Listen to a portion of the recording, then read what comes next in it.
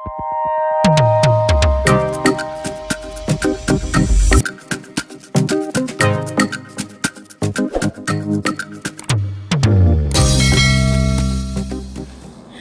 teman-teman, berjumpa kembali di channel saya. Hari ini tetap kita kawal peristiwa ibu dan anak di Subang, dimana semangat saya sudah mulai turun ketika saya membaca atau melihat tayangan di Kompas, di Aiman yang mengatakan nihil. Jadinya agak-agak negatif thinking pikiran saya. Tapi mari kita prediksi apakah kasus Subang ini bisa terungkap sekalipun lama. Saya nggak membatasi batas waktu ya guys, karena saya membatasi kecewa seperti kemarin-kemarin. Ada kondisi kartu yang bagus, ternyata yang keluar cuma sketsa wajah.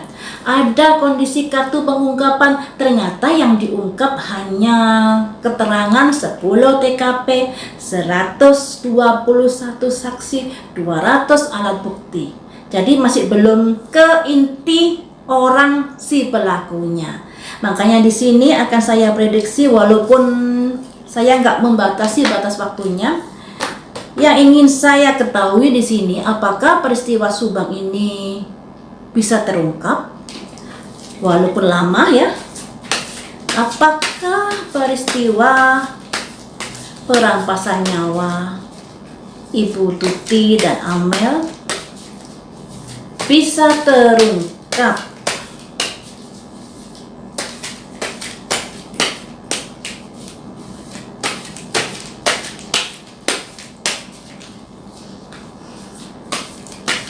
Saya ada penglihatan guys, penglihatan seseorang membawa tongkat. Orangnya ini kayaknya masih muda sih, mungkin umur 35 ke bawah ya. Karena yang saya lihat ini masih bayang-bayangan, jadi saya gak bisa detail menjelaskan.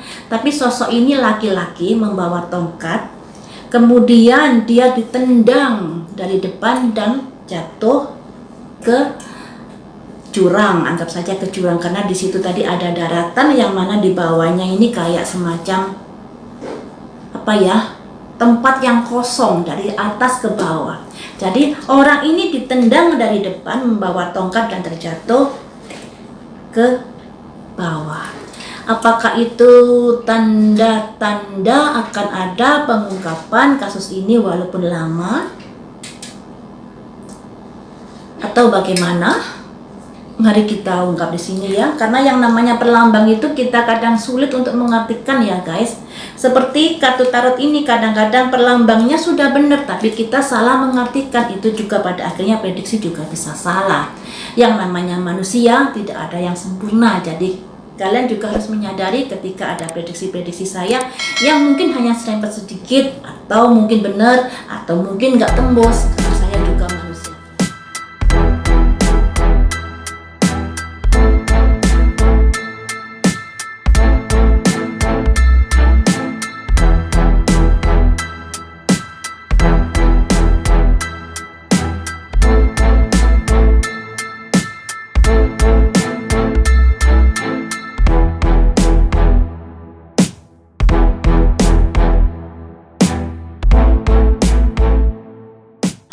Mari kita ungkap di sini, apakah kasus Subang ini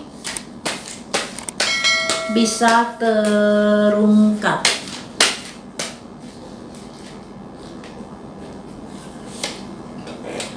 Berat disimbolkan perjalanan seseorang yang memikul kayu yang banyak dan jalannya sempoyongan. Jadi proses pengungkapan kasus Subang ini begitu berat ya. Ada jalan panjang yang sudah dilalui tapi masih berat saja. Jadi permasalahan yang begitu kompleks yang sudah terjadi dalam kasus Subang ini membuat pihak kepolisian sangat-sangat bekerja ekstra keras ya, tapi juga begitu berat dalam menyelidiki perkara kasus ini. Berat ya. Selanjutnya, Apakah kasus Subang ini bisa terungkap sekalipun begitu kompleks masalahnya, sekalipun begitu berat juga? Keluar lagi kartu ini, simbol dari seseorang yang tegas, yang arogan, juga yang gampang marah, gampang terpancing. Apakah kasus ini bisa terungkap?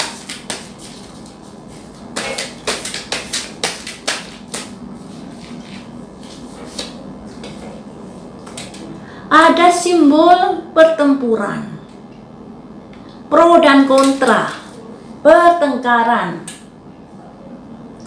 Dari awal saya mengawal kasus ini sudah ada kubu-kubuan. Nah, kubu-kubuan ini siapa sih yang awalnya menggiring sehingga terjadi membela ini, membela itu, yang pada akhirnya netizen jambak-jambakan, juga youtubernya saling sindir, saling serang. Kalau dipikir para youtuber yang saling serang itu juga tidak ada gunanya. Mengawal ya mengawal saja, jangan sampai sebegitunya cubit sana cubit sini, itu juga akan membuat kurang bagus dalam pengawalan masalah ini, ya. Jadi di sini pertengkaran ini kayaknya memang sudah ditiupkan untuk mengadu domba, untuk memperkeruh masalahnya ini. Selanjutnya, apakah kasus Subang ini bisa terungkap? Saya batasi dengan 5 kartu ya guys, jadi kurang 2 kartu lagi. Apakah kasus Subang ini bisa terungkap? Macet. Di sini ada simbol serigala, terus simbol seseorang yang duduk sambil menutup wajahnya. Di belakangnya ini ada simbol bulan dan simbol gunung. Gunung ini merupakan simbol adanya hambatan. Bulan ini artinya simbol misteri, rahasia-rahasia. Kemudian lilin ini ibaratnya keinginan untuk melangkah ke arah yang lebih baik. Tapi di depannya ini ada pedang. Jadinya mau melangkah takut. Mau melangkah mikir-mikir dulu. Selanjutnya, apakah kasus Subang ini bisa terungkap?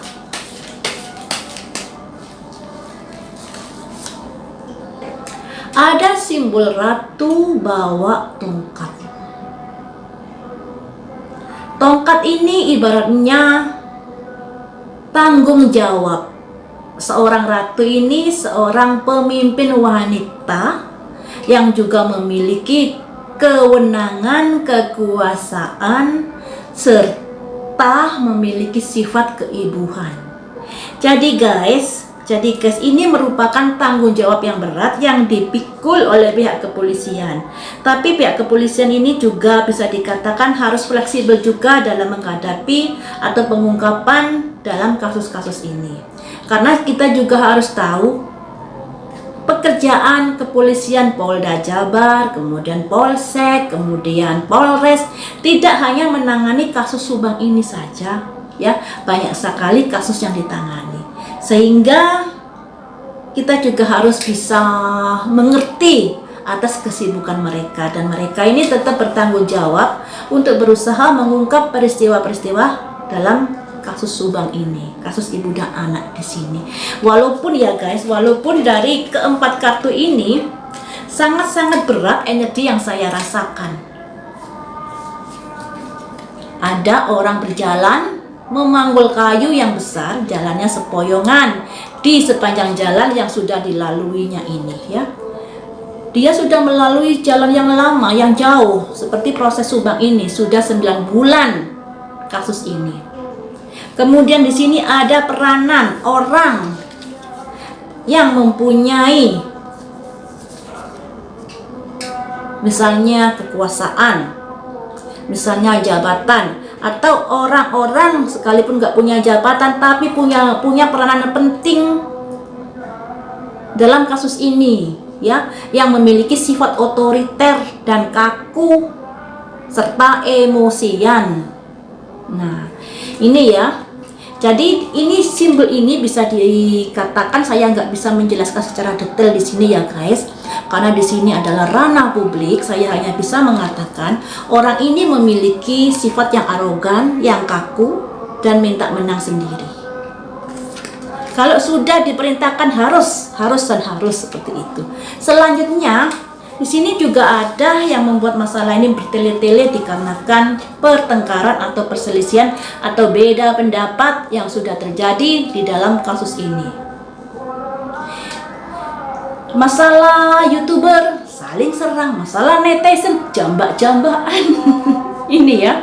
Selanjutnya hal-hal yang seperti ini pada akhirnya membuat perkara ini macet di tempat, jalan di tempat ya. Walaupun begitu Pak Polisi, Ibu Polisi tetap berusaha untuk mengungkap peristiwa ini hingga saat ini, sekalipun permasalahan yang terjadi sangat kompleks.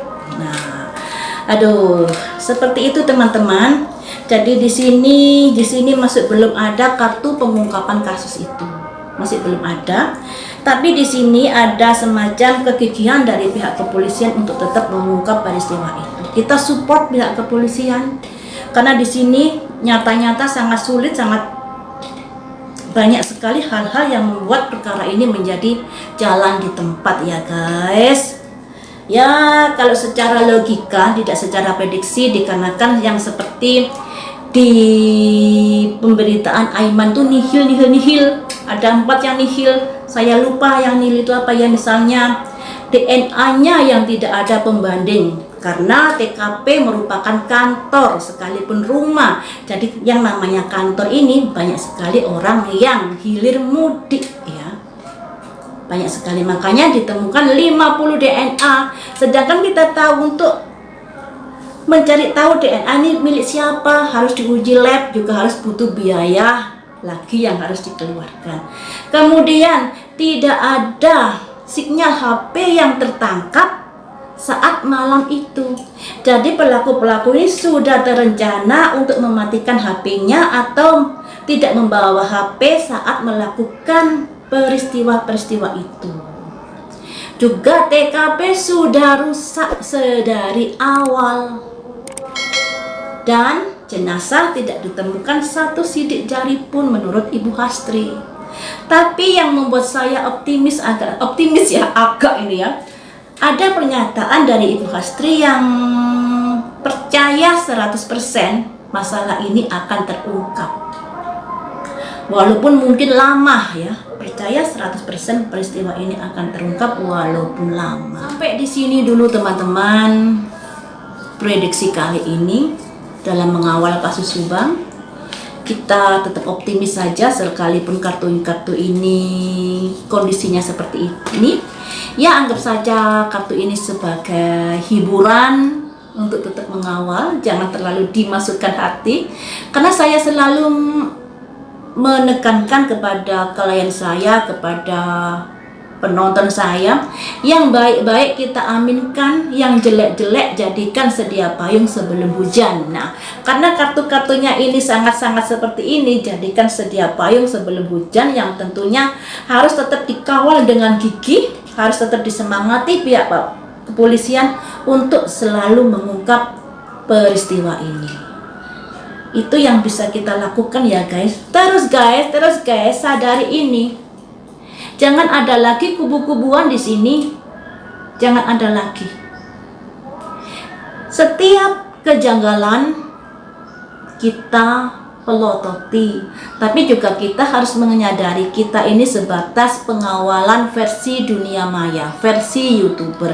Jadi kewenangan YouTuber itu juga ada batasnya. Bisa dipercaya juga bisa enggak ya. Jadi kalian juga harus memiliki pikiran-pikiran yang rangkap ketika menonton YouTuber dalam pengawalan kasus Subang ini. Karena baik saya maupun YouTuber yang lainnya memiliki kelemahan-kelemahan atau kekurangan-kekurangan karena tidak terjun langsung di dalam penyidikan. Jadi apa yang kita dapatkan info-info itu hanya dari media sosial. Jadi bisa dipercaya, bisa enggak, terserah kalian. Anggap saja sebatas pengawalan untuk selalu membicarakan perkara ini sehingga masyarakat tetap memantau kasus ini hingga diumumkan siapa yang menjadi tersangkanya. Baiklah, sampai di sini dulu teman-teman. Lain waktu kita sambung lagi dengan prediksi yang lainnya. Tetap semangat dalam pengawalan. Jangan putus asa. Dan saya minta jangan kubu-kubuan ya. Kita sudah kubu-kubuan berapa bulan, terus hasilnya juga nggak ada. Waktunya untuk bersatu, untuk tetap menyemangati pihak kepolisian agar bisa terungkap peristiwa ini. Karena peristiwa ini ternyata begitu kompleks, tidak seperti atau tidak semudah yang kita pikirkan ya. Baiklah teman-teman, sampai di sini dulu. Lain waktu kita sambung lagi dengan prediksi yang lainnya.